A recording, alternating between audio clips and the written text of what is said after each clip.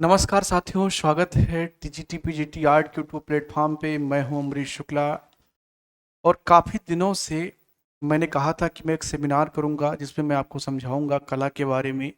TGT कला की तैयारी करते कैसे हैं, का क्या अप्रोच होना चाहिए, किन किताबों का सहारा लेकर के आप पढ़ाई कर सकते हैं, यानी कि इन तमाम चीज़ों पर जो आपके सवाल थे उनका आंसर मैं इस सेमिनार में दूंगा। कोई बहुत बड़ा नहीं होने वाला है, 25 से 30 मिनट का होगा। तो आप सभी लोग धैर्य बना करके अगर सुनेंगे पूरी बात को तो काफ़ी फायदा आपको होने वाला है। ठीक है ना साथियों? तो चलिए। और हाँ, अगर बात समझ में आ जाए तो लाइक करके जाइएगा। उसके बावजूद भी अगर कोई सवाल आपके रह जाएं तो कमेंट बॉक्स में नीचे टाइप कर दीजिएगा, उसका आंसर भी मैं देने का प्रयास करूंगा। ठीक है ना? तो आइए स्टार्ट करते हैं और देखते हैं जो सबसे इम्पॉर्टेंट चीज़ है, जो सबसे बेसिक चीज़ है वहाँ से मैं बात करूँगा। बहुत सारे लोग जो है उस बेसिक बात को जानते नहीं हैं और कई बार उनके क्वेश्चन भी अजीब तरीके से होते हैं कि सर ये क्या है, वो क्या है।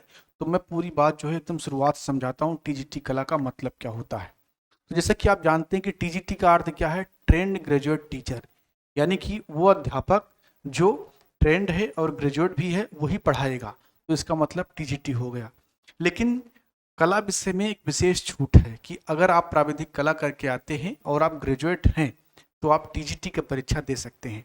अब कई साथीगण करते क्या हैं कि इसको कहते हैं कि प्राविधिक कला से हमको टीजीटी देना है, लेकिन ऐसा कुछ कोई टीजीटी होता नहीं है। टीजीटी जो होता है वो कला का ही होता है। प्राविधिक कला क्या है, एक प्रकार की डिग्री है। तो प्राविधिक कला से टीजीटी नहीं होता है, कला टीजीटी होता है। प्राविधिक कला की डिग्री लेकर के आप ये परीक्षा दे सकते हैं। तो पहला कंफ्यूजन यहाँ से दूर करिए, जिन शब्दावलियों का आप प्रयोग करते हैं उसमें पहली सुधार होनी चाहिए। दूसरी बात यह है कि ये है क्या, मामला इसमें है क्या। जैसे बाकी विषयों में बहुत सारी चीज़ें बहुत ही क्लियर होती हैं कि ये इतना सिलेबस, इसको ऐसे पढ़ना है। तो सिलेबस तो इसमें भी दिया गया है, लेकिन सिलेबस से बाहर भी बहुत सारी चीज़ें पूछ ली जाती हैं और कई बार विद्यार्थी इसीलिए बहुत परेशान भी हो जाते हैं कि सर सिलेबस में तो बहुत कम लिखा हुआ है, मात्र 17 से 18 टॉपिक लिखा हुआ है, लेकिन सवाल उससे बाहर काफ़ी आ जाते हैं। ऐसी परिस्थिति में वो बहुत परेशान होते हैं। तो उनकी परेशानी को कैसे दूर किया जाए उसका भी सल्यूशन हमारे पास है। तो साथियों पहले समझते हैं टीजीटी आर्ट को। तो टीजीटी आर्ट की जो परीक्षा होती है ये एक प्रकार की वस्तुनिष्ठ परीक्षा है। कैसी है? एक प्रकार की वस्तुनिष्ठ परीक्षा है, यानी कि अल्टरनेटिव सवाल इसमें पूछे जाते हैं। एक सवाल और उसके 4 विकल्प दिए होते हैं और कोई भी ऋणात्मक अंकन नहीं होता है। सभी सवालों का आपको आंसर देना होता है। आपके परीक्षा में 125 यानी कि 125 प्रश्न पूछे जाते हैं। कितने? 125 प्रश्न पूछे जाते हैं जिनका सल्यूशन आपको देना होता है। और ये पेपर ऑफलाइन ही होता है, गोला आपको भरना होता है। सारी बात एक एक पॉइंट में बता रहा हूं ताकि जो लोग बिल्कुल कुछ नहीं जानते वो लोग भी इस बात को कनेक्ट कर पाए। ठीक है? तो 125 प्रश्न आते हैं, कोई ऋणात्मक अंकन नहीं होता है। 125 प्रश्न आपको करना होता है। सवालों की प्रकृति कैसी होती है? वस्तुनिष्ठ होती है, यानी कि एक सवाल उसके 4 विकल्प, सही उत्तर का गोला आपको ओएमआर सीट में भरना होता है। अब साथियों ओएमआर सीट वाली गलती बहुत सारे लोगों के साथ होती है। कोई रोल नंबर गलत भर देता है, तो कोई रजिस्ट्रेशन नंबर गलत भर दिया, किसी ने सेट ही गलत भर दिया। ऐसे केस में सिर्फ आप फेल होते हैं और कुछ नहीं। तो अगर फेल होने से बचना है तो आपको ओएमआर सीट पर प्रैक्टिस पहले से ही करना चाहिए। तो कई सारे स्टूडेंट पूछते हैं कि सर ओएमआर सीट हमें कहाँ मिलेगा, तो एग्जाम में ही मिलता है।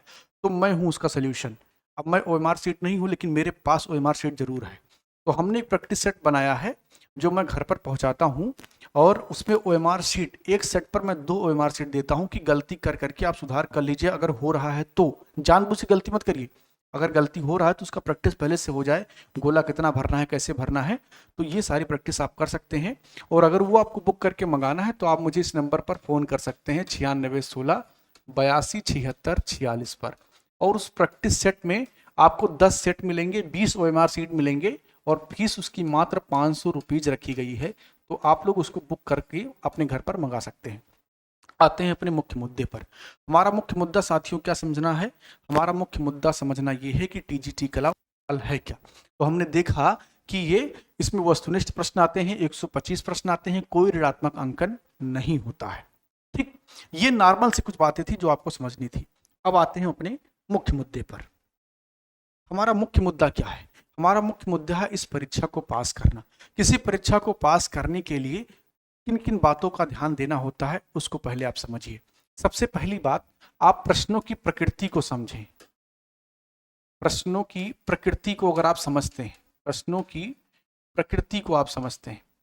दूसरी चीज ये है, कट ऑफ का नॉलेज आपको होना चाहिए। तो इस तरीके से लिखेंगे कि कट ऑफ कितना जाता है। ये दो चीज अगर आप समझ रहे हैं तो आप ये समझ पाएंगे कि आपको तैयारी कैसे करनी है, यानी कि कितना लड़ाई कठिन होने वाला है, तभी आप समझ पाएंगे। क्योंकि अगर इन दोनों की जानकारी नहीं होगी ना तो आप अंधे में तीर चला रहे हैं। तो पहले इन दोनों को अलग अलग करके समझते हैं इनका मतलब क्या है। सबसे पहला है प्रश्नों की प्रकृति। तो जैसा कि आपने देखा कि प्रश्नों की प्रकृति मैंने शुरुआत में ही बताया कि वस्तुनिष्ठ प्रश्न आते हैं, अल्टरनेटिव प्रश्न आते हैं। कोई एक एग्जाम्पल लेकर के अगर मैं आपको समझाऊं तो बात आपको ज्यादा समझ में आएगी। जैसे भारत में तैल चित्रण का शुरुआत किस कलाकार ने किया? अगर ये सवाल पूछे आपसे कि भारत में तैल विधा से चित्रण करना किसने प्रारंभ किया, और विकल्प आपको दे दे नंदलाल बोस, अवनींद्रनाथ टैगोर, राजा रवि वर्मा, अमृता शेरगिल, तो सही आंसर क्या हो जाएगा? राजा रवि वर्मा। राजा रवि वर्मा। तो मैं समझाना क्या चाह रहा हूं उसको आप समझिए। राजा रवि वर्मा इसका आंसर हो जाएगा। इसका मतलब ये है साथियों कि जो सवाल आपसे टीजीटी कला में पूछा जा रहा है वो सीधे सीधे क्या है? फैक्ट है। क्या है? फैक्ट है, यानी कि तथ्य आपसे पूछा जा रहा है।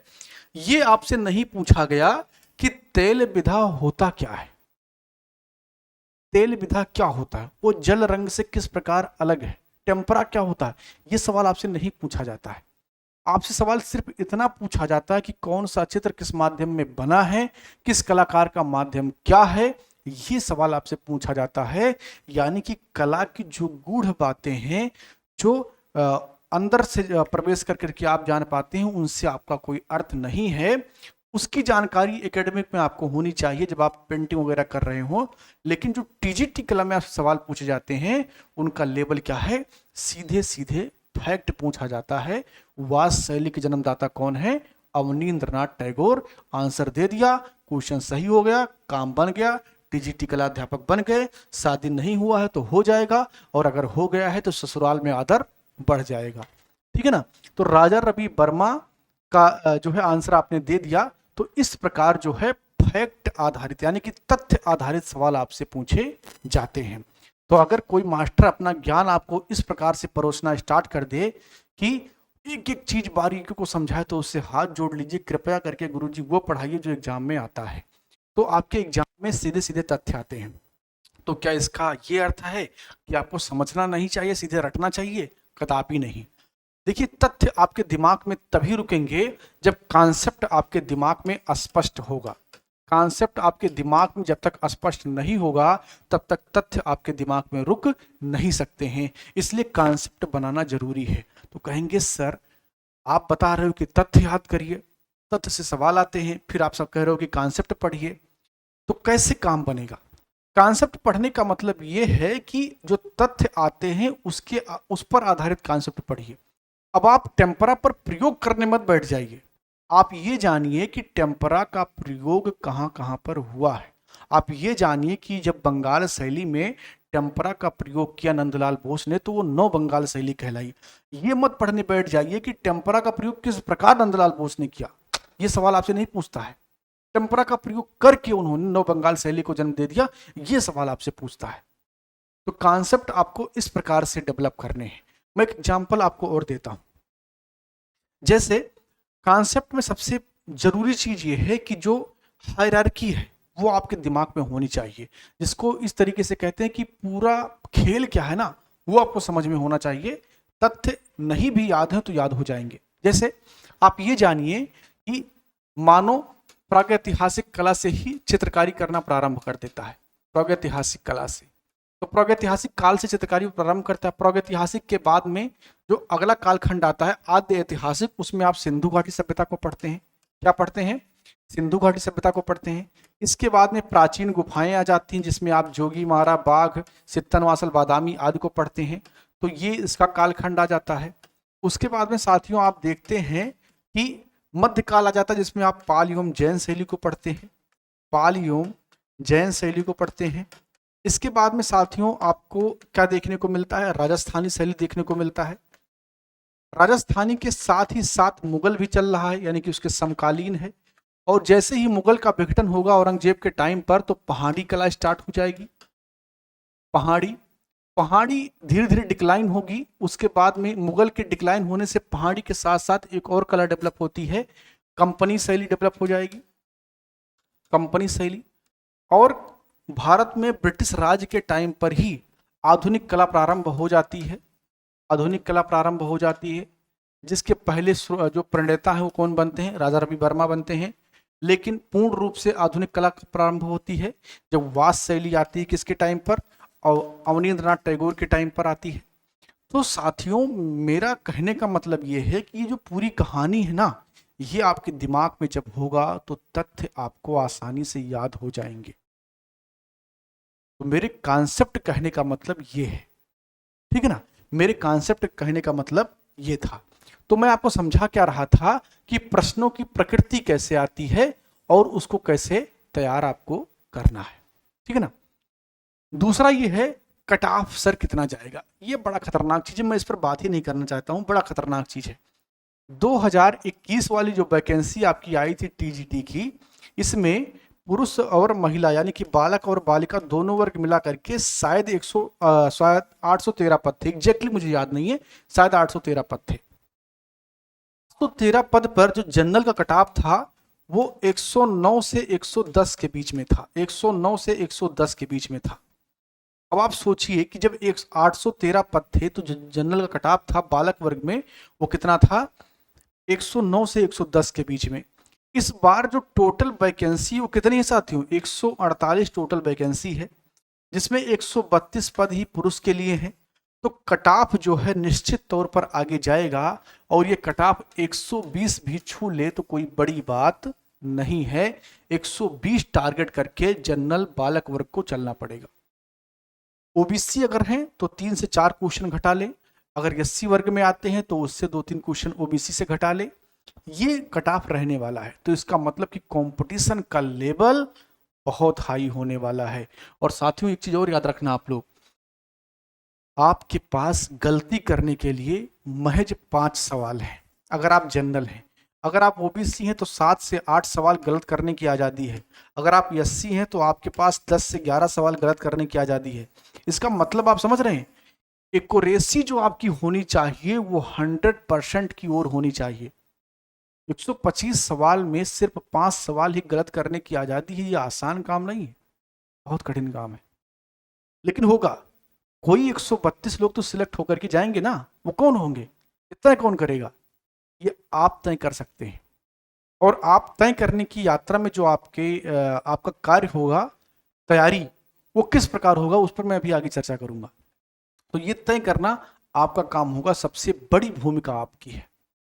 तो कटाव का लेवल और प्रश्नों की प्रकृति आपने दोनों देख लिया कि किस प्रकार से प्रश्न आते हैं, कैसे तैयारी करना है, और कटाव कितना हाई जाने वाला है। तो ये हाई वोल्टेज गेम होने वाला है। अब कैसे इसकी तैयारी करें, क्या अप्रोच होना चाहिए, किस किताब से पढ़ें, कौन से मास्टर साहब से पढ़ें, कहीं गलती से फंस गए हैं तो उससे कैसे बाहर निकले, ये आपको समझना है, ठीक है ना। तो चलिए आगे बढ़ते हैं। देखेंगे साथियों टीजीटी कला की तैयारी है।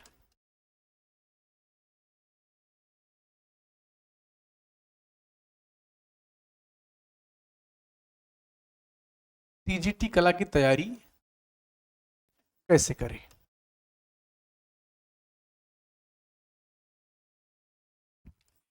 टीजीटी कला में 2 प्रकार के परीक्षार्थी हैं।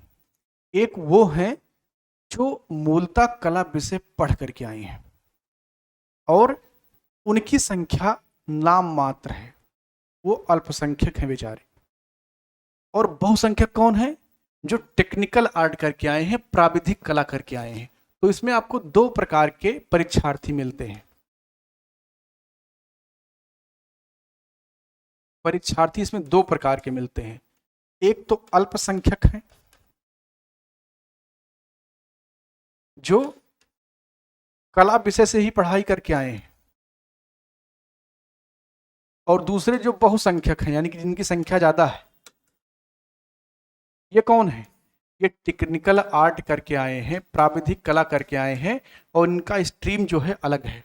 इन्होंने ग्रेजुएशन किसी अन्य विषय में कर रखा है, किसी अन्य विषय के ग्रेजुएट हैं, प्राविधिक कला कर लिया और अब ये टीजीटी कला देने जा रहे हैं।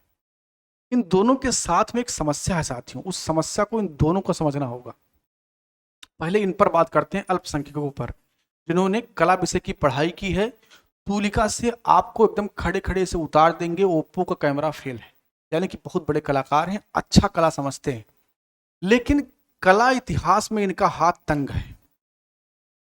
कला इतिहास में इनका हाथ जो है तंग है। इनको यह पता है कि टेम्परा में सीमेंटिंग एजेंट मिलाया जाता है चिपचिपा करने के लिए। ये इस बात को याद नहीं रख पाते हैं कि नंदलाल बोस ने टेम्परा का प्रयोग करके नव बंगाल शैली को जन्म दे दिया था। यानी कि कला इतिहास, क्योंकि इनको आवश्यकता ही नहीं थी, प्रैक्टिकल सब्जेक्ट है, जो रिक्वायरमेंट है वही आदमी करेगा। आप जब ये टीजीटी देने जाते हैं तो इनसे कला इतिहास पूछा जाता है, वो बेसिक चीज नहीं पूछी जाती है। दूसरे हमारे साथी हैं जो कि बहुसंख्यक हैं, टेक्निकल आर्ट करके आए हैं, इनको कला का भी नहीं पता है, और बहुत सारे ऐसे यूट्यूब पर टीचर आ गए हैं जो उल्टा सीधा कुछ भी पढ़ा रहे हैं। अब इनको कुछ पता ही नहीं है तो कुछ भी पढ़ा दो। भाई जो अमेरिका कभी नहीं गया है उसको अगर आप जर्मनी में उतार दोगे, बोलोगे अमेरिका है, तो मान लेगा कि अमेरिका है, क्योंकि वो कभी देखा ही नहीं कि क्या है अमेरिका। तो टेक्निकल आर्ट वाले अधिकतर ऐसे हैं साथियों जिनको कला के बारे में कुछ नहीं पता है और कई बार भ्रमित भी हो जाते हैं। तो दोनों की स्थिति लगभग लगभग समान है, लगभग लगभग। ये थोड़ा सा प्लस में तब रहते हैं कि इनको चीजें पता रहती हैं, ये कलाकारों के नाम जानते हैं, थोड़ा बहुत टेक्निकल शब्द हैं उनको जानते हैं। तो जो कला विषय के साथी हैं उनको थोड़ा सा उसका एज मिलता है, लेकिन चूंकि ये प्रैक्टिकली पढ़ करके आए हैं तो फैक्चुअल जानकारी इनकी भी ठीक नहीं होती। ऐसे में दोनों लेवल समान है, दोनों के लिए कठिनाई समान है। सिलेक्शन ज्यादा टेक्निकल आर्ट वालों का हो रहा है क्योंकि इनकी संख्या ज्यादा है। ऐसा नहीं कि बहुत ज्यादा होशियार है, इनकी संख्या ज्यादा है, इसलिए सिलेक्शन जो है ज्यादा हो रहा है। अब हम आते हैं अपने मुख्य मुद्दे पर कि तैयारी करना कैसे है। देखिए साथियों, तैयारी के दौरान आपको किन किन चीजों की आवश्यकता पड़ेगी। मैंने भूमिका इसीलिए बनाया कि दोनों वर्ग के लोग कला इतिहास को कम जानते हैं, और ये भूमिका इसलिए बनाया कि आपकी जो तैयारी होगी उसमें जो 2-3 चीजें बहुत इंपॉर्टेंट है। सबसे पहला, एक गुरु की आवश्यकता आपको पड़ेगी। ये गुरु कोई जरूरी नहीं है कि अम्बरीश सर ही हो, कोई दूसरे टीचर भी हो सकते हैं, कोई आपका दोस्त हो सकता है, आपके माँ बाप, या कोई ऐसा व्यक्ति जो कला के बारे में जानता हो, और कला मतलब जो चयन बोर्ड की प्रकृति को समझता हो। चयन बोर्ड मतलब जो टीजीटी परीक्षा आयोजित करता है, इसकी प्रकृति को अगर जानता है, उस एक गुरु की आवश्यकता आपको अवश्य पड़ेगी। और अगर आपको लगता है कि आप कोई 4-5 किताब खरीद करके सफल हो जाएंगे तो आप किसी गलत फहमी में जी रहे हैं, ऐसा होने वाला नहीं है। क्योंकि इस विषय को समझने के लिए एक्सपीरियंस व्यक्ति की आवश्यकता पड़ेगी ही पड़ेगी। तो अभी भी अगर आप इस गलतफहमी में हैं तो इससे बाहर निकल जाइए, आवश्यकता पड़ेगी अध्यापक की। अध्यापक मैं कह रहा हूं कि कोई जरूरी नहीं कि मैं हूं या कोई और टीचर हो, आपके दोस्त हो सकते हैं जिन्होंने एग्जाम दिया हो, पास किया और नहीं भी पास कर पाए हैं, लेकिन 100 या 105 सवाल सही किया है, उसके करीब गए हैं, चीजों को देखा है बारीकियों से, उनसे सहारा ले सकते हैं। उसके बाद आप खुद से भी अध्ययन कर सकते हैं। मैं ये यहाँ पर प्रचार नहीं कर रहा हूँ कि आप मेरे से ही पढ़ लीजिए, ऐसा बिल्कुल नहीं। आप किसी भी टीचर से पढ़ सकते हैं जिसका अनुभव उसमें ठीक ठाक हो। इसके अलावा दूसरी बात, कोई आपका दोस्त है, आपके घर में कोई बड़े भाई आपके हैं, या कोई आपका रिलेटिव है जो कि इस विषय से जुड़ा रहा है, अगर वो आपको उचित सलाह देना चाहता है तो आप लोग उनका सहारा ले सकते हैं। तो पहली आवश्यकता गुरु की। दूसरी आवश्यकता है सही कंटेंट के चुनाव की। सही कंटेंट के चुनाव की। कई लोग सही कंटेंट ना चुनने के कारण ही फेल हो जाते हैं। कला इतिहास को लिखने में बहुत लापरवाही की गई है, बहुत गलतियां हैं, तो इसलिए कई किताबों में गलत टर्म आपको मिलेंगे। और चयन बोर्ड उसको सही नहीं मानता है। चयन बोर्ड ने आज तक डिसाइड ही नहीं किया है कि किस किताब को ऑथेंटिक मानेंगे। ऐसे में उनसे इस बात का अपेक्षा करना कि बाद में आप मुकदमा करोगे, वो चीज़ें आपकी ठीक कर देंगे और आप सेलेक्ट हो जाओगे, ये बहुत लंबी प्रक्रिया हो जाती है। सही कंटेंट का चुनाव करना बहुत जरूरी है। अब यहाँ पर चूंकि हमारी भी एक मर्यादा है, मैं आपको ऑनलाइन सेमिनार दे रहा हूँ, मुझे किसी प्रकाशन ने, किसी किताब वाले ने ना तो पैसा दिया है अपना किताब प्रमोट करने के लिए, और ना ही मैं किसी भी किताब का यहाँ पर बुराई करना चाहता हूँ कि वो ठीक नहीं है। ये मेरी दुविधा है, क्योंकि मैं ऑनलाइन इस प्रकार से बातें नहीं कर सकता हूँ कि वो किताब ठीक नहीं है, दूसरी कोई किताब ठीक है। ये विचार आपको करना है, और ये विचार आप कैसे कर सकते हैं वो मैं आपको बता सकता हूँ। आप एक चीज जरूर ले लीजिए, घटना चक्र आप जरूर ले लीजिएगा। प्रीवियस ईयर पेपर घटना चक्र आता है, हालांकि इनसे भी मुझे कुछ कोई पैसा वैसा नहीं मिला है, ठीक है ना। तो घटना चक्र में जो डिस्प्यूटेड सवाल हैं चयन बोर्ड के द्वारा, उनको स्टार बना करके लिख रखा गया है। तो आप ये देख लीजिए कि अगर किसी किताब को आप पढ़ने जा रहे हो तो क्या उसमें वही चीज लिखा हुआ है जिसको स्टार पहले से घटना चक्र ने कर दिया, यानी कि चयन बोर्ड ने उसको नहीं माना है। तो उन तथ्यों को आप हटा करके देखिए। अगर किसी पुस्तक की भाषा उसको हटाने के बाद में आपको ठीक लगती है तो वो किताब आप पढ़ सकते हैं, ठीक है ना। कोई भी किताब हो, उसमें जो गलत चीजें हैं उसको आप तभी पकड़ पाएंगे जब आप प्रीवियस ईयर के पेपर को देखेंगे। प्रीवियस ईयर के पेपर को देखेंगे तो आप ये पकड़ पाएंगे कि इसमें ये गलती थी और ये चयन बोर्ड ने इसको नहीं उसको सही माना है। उसके बाद आप किसी भी किताब को पढ़ेंगे तो कोई दिक्कत नहीं होने वाली है। तीसरी चीज ये है, पहला गुरु, दूसरा सही कंटेंट का चुनाव, और तीसरा ये है कड़ी मेहनत। कटाव बहुत हाई जाने वाला है, इसलिए आपको मेहनत बहुत करना पड़ेगा। कम से कम 6 से 7 घंटे जब आप पढ़ाई करेंगे, और ये पढ़ाई आपकी 3 से 4 महीने तो होनी ही होनी चाहिए। 3 से 4 महीने की तैयारी जो है आपकी होनी ही होनी चाहिए। 2.5 महीना सिलेबस को पढ़ने में ही लग जाता है। तो अगर आपको टाइम मिलता है, भाई एग्जाम अगर देर में होता तो ठीक है, नहीं मिलता है तो आप इस ड्यूरेशन को बढ़ा करके जल्दी भी कवर कर सकते हैं। 6 से 7 घंटे की पढ़ाई कम से कम 3 महीने की आपकी होनी चाहिए, तभी आप इसमें फाइट कर पाएंगे, क्योंकि कटाव जो है बहुत हाई जा रहा है। इसके अलावा टेस्ट सीरीज बहुत ही इंपॉर्टेंट है। टेस्ट बहुत ही इंपॉर्टेंट है। आपने कितना पढ़ा, किस टॉपिक में, उसका टेस्ट दीजिए। अगर आप टेस्ट नहीं देंगे तो ये आप समझ नहीं पाएंगे कि आपकी तैयारी किस लेवल की है, कहाँ पर आपकी तैयारी जा रही है। तो टेस्ट जरूर दीजिए, ऑनलाइन टेस्ट दीजिए, अगर ऑफलाइन मिल जाता है तो ऑफलाइन दीजिए, किसी भी टीचर से जुड़ जाइए। कोई जरूरी नहीं है कि मेरे से या कोई पर्टिकुलर, ऐसा कुछ नहीं। टेस्ट जरूर दीजिए। अगर कोई टीचर आपको टेस्ट नहीं करा रहा, और टेस्ट का मतलब यह नहीं होता कि उसमें टीचर की भूमिका हो, नहीं, वो तो बेवकूफ बनाना होता है।